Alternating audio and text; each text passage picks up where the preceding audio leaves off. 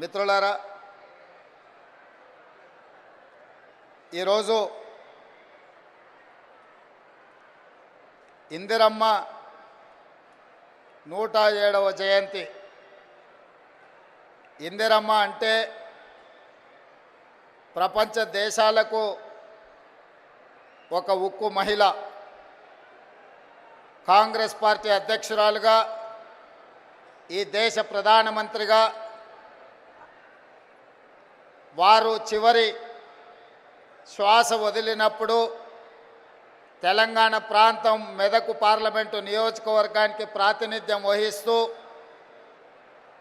ఆఖరి శ్వాస వారు వదిలి ఈ గడ్డ మీద సూర్యచంద్రులు ఉన్నంతకాలం శ్రీమతి ఇందిరమ్మ పేరు మీద పేద ప్రజలకు, ముఖ్యంగా మా ఆడబిడ్డలకు, మా మహిళా సోదరీమణులకు సంక్షేమ అభివృద్ధి పథకాలను అందించాలని ఇందిరమ్మ రాజ్యాన్ని ఏర్పాటు చేసి ఇందిరమ్మ రాజ్యంలో ఆడబిడ్డల్ని కోటీశ్వరులను చెయ్యాలని ఈరోజు మన ప్రభుత్వం కంకణ బద్దులై ఈ వరంగల్ గడ్డ మీద కార్యక్రమాలను తీసుకోవడం జరిగింది. ఈ కార్యక్రమంలో నాతో పాటు ఉప ముఖ్యమంత్రి వర్యులు బట్టి విక్రమార్క గారు, మంత్రివర్గ సహచరులందరూ,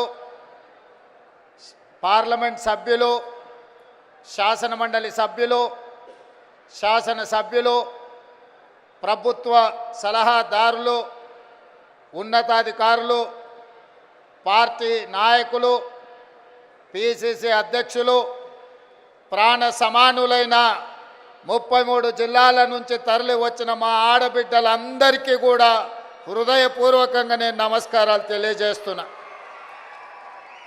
ఈ కార్యక్రమం మా ఆడబిడ్డలకే అంకితం.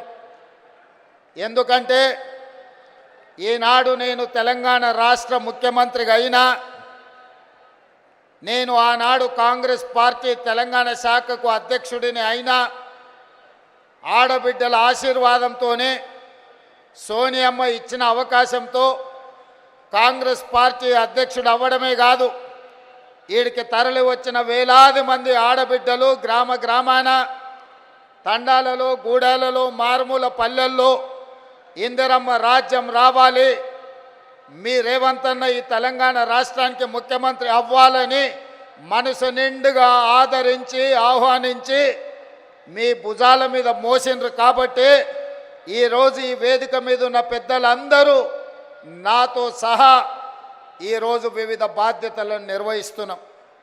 మరి వివిధ బాధ్యతలను నిర్వహిస్తున్న మేము మీ ఆశీర్వాదంతో అవకాశం వస్తే మీకు కృతజ్ఞత తెలుపుకునే బాధ్యత, ఆడబిడ్డలకు అన్ని అవకాశాలు అందించాల్సిన బాధ్యత ఈరోజు మా పార్టీ మీద, మా ప్రభుత్వం మీద ఉన్నది. అందుకే ఆనాడు 2014 నుంచి 2019 వరకు ఆనాటి ముఖ్యమంత్రి చంద్రశేఖరరావు గారు మంత్రివర్గంలో ఒక్క ఆడబిడ్డ కూడా మంత్రిగా లేకపోయినా 5 సంవత్సరాలు మౌనంగా ఉన్న ఆడబిడ్డలు ఆ తర్వాత ఇచ్చిన తీర్పుతో మొదటి మంత్రివర్గంలోనే మీ అభిమాన నాయకురాలు శ్రీమతి కొండా సురేఖ గారు, మా సోదరీమణి సీతక్కను ఈరోజు మంత్రివర్గంలో ఈ ఓరుగల్లు గడ్డ మీద నుంచే ఈ ఆడబిడ్డలను మంత్రివర్గంలో ప్రముఖ స్థానం ఇచ్చి ఈనాటి ఈ సభా నాయకత్వాన్ని కూడా ఆ ఆడబిడ్డల చేతుల్లోనే పెట్టడం జరిగింది. ఇదే కాదు, వరంగల్ పార్లమెంటు నుంచి కూడా డాక్టర్ కడియం కావ్యను ఈరోజు పార్లమెంటు సభ్యురాలుగా ఈ తెలంగాణ రాష్ట్రం నుంచి పార్లమెంటులో గలం విప్పుతుందంటే ఒక ఆడబిడ్డ ఈరోజు వరంగల్ ప్రాంతం నుంచి పార్లమెంటుకు ప్రాతినిధ్యం వహిస్తుంది.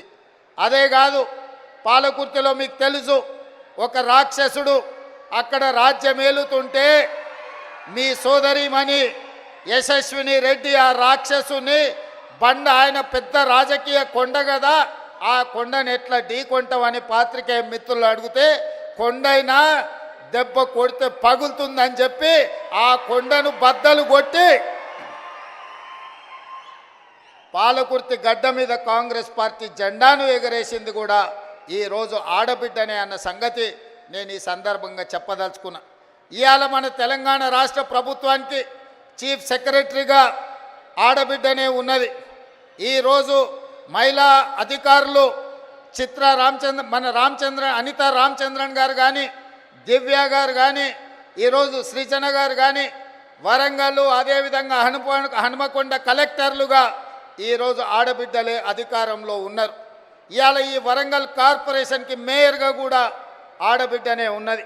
ఇలా చెప్పుకుంటూ వెళ్తే ఈరోజు ఇందిరమ్మ జయంతి సందర్భంగా ఈ వేదిక మొత్తం వేదిక మీదనే కాదు, వేదిక ముందు కూడా వేలాది మంది ఆడబిడ్డలే ఇది ఆడబిడ్డల రాజ్యం అని ధైర్యంగా చెప్పుకునే అవకాశం ఈ ప్రభుత్వం మాది, మా అధికారం నడుస్తుంది అని ఆడబిడ్డలు గుండె ధైర్యంతో మాట్లాడే అవకాశం ఇవాళ ఇక్కడికి వచ్చింది. ఉదయం ఈరోజు నేను స్వయం సహాయక సంఘాలకు సంబంధించిన ఆడబిడ్డల స్టాల్స్ నేను చూస్తే పెద్ద పెద్ద పారిశ్రామికవేత్తల కంటే, ఒకప్పుడు పారిశ్రామికవేత్తలంటే టాటాలు, బిర్లాలు, ఆ తర్వాత అదానీ, అంబానీలో గురించి విన్నాం. కానీ ఈనాడు మన కళ్ళ ముందు ఆ స్టాల్స్ చూసినప్పుడు ఇవాళ మా ఉప ముఖ్యమంత్రి బట్టి విక్రమార్క గారు సోలార్ పవర్ ప్రాజెక్టులు ఇవ్వాలని, 1 కోటి మంది మహిళల్ని కోటీశ్వరులను చెయ్యాలన్న ఆలోచన చెబుతుంటే టాటా, బిర్లాలనే కాదు అదానీ, అంబానీలను తలదన్నే వ్యాపారవేత్తలుగా మా ఆడబిడ్డల్ని ఇందిరమ్మ రాజ్యంలో తయారు చేసి కార్పొరేట్ కంపెనీలకు సవాలు విసిరి ఈరోజు సౌర విద్యుత్ ప్రాజెక్టులు ఆడబిడ్డలకు ఇవ్వడానికి ఇవాళ మన ప్రభుత్వం నిర్ణయం తీసుకున్నది. నేను అడుగుతున్న 10 సంవత్సరాలు అధికారంలో ఉన్న వాళ్ళను, నిన్న మొన్న టీవీలలో చూస్తున్న మా నాయని రాజేందర్ రెడ్డితో ఒక ఆయన వాదిస్తున్నాడు, మేం చేసిందేదో మీరు వచ్చి టెంకాయ కొడుతురని. నేను ఆ పెద్ద మనిషికి చెప్పదలుచుకున్నా, కాళోజీ కళాక్షేత్రం కట్టడానికి 10 సంవత్సరాలైనా పూర్తి చేయడానికి మీకు చేతులు రాలేదు అని అంటే ఈరోజు మీ బుద్ధి ఏందో, మీ ఉద్దేశం ఏందో ఇవాళ స్పష్టంగా అర్థమైంది. మీ చేతగాని తనం వల్ల మీరు దద్దమ్మలు కాబట్టే కాళోజీ కళాక్షేత్రాన్ని మీరు పూర్తి చేయలేదు కాబట్టే కాళోజీ కళాక్షేత్రాన్ని పూర్తి చేయాలి అని నాయని రాజేందర్ రెడ్డి 50 సార్లు హైదరాబాద్కు వచ్చి సచివాలయంలో కూర్చొని ఇన్ఛార్జ్ మంత్రి శ్రీనివాస్ రెడ్డి గారితో చర్చించి ఈరోజు బట్టి విక్రమార్క గారితో 45 కోట్ల రూపాయలు ఒక్కటే విడతలో విడుదల చేయించి ఈరోజు కాళోజీ కళాక్షేత్రాన్ని మనం పూర్తి చేసుకోవడం జరిగింది. ఇవాళ నేను గుర్తు చేసుకోదలుచుకున్నా, తెలంగాణ పోరాటానికి, తెలంగాణ పౌరుషానికి మారు పేరు, తెలంగాణ కోసం 4 దిశలా తెలంగాణ వాదాన్ని భావవ్యాప్తి చేయడానికి కాళోజీ ఎంతో కృషి చేసిండు. కాళోజీని గుర్తించని ప్రపంచమే లేదు. కాళోజీ కవిత్వం చదవని వాడు అసలు కవేగాడు, అతడికి చదివే రాదు అనుకునే విధంగా కాళోజీ ఒక బలమైన ప్రభావం మన మీద చూపించింది.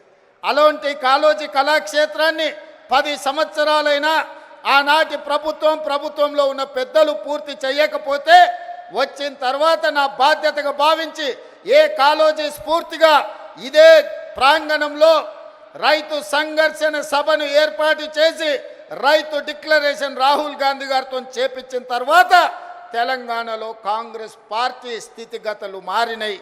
అందుకే ఈ కాళోజీ గడ్డ మీద నుంచి, ఈ ఓరుగల్లు పోరాటం నుంచి ఈనాడు తెలంగాణ రాష్ట్రంలో ప్రభుత్వం ఏర్పాటు చేసినాం. మరి అలాంటి ఈ గడ్డ మీద కాళోజీ కళాక్షేత్రం వాయిదాలు పడుతూ ఉంటే చూస్తూ ఊరుకుందామా?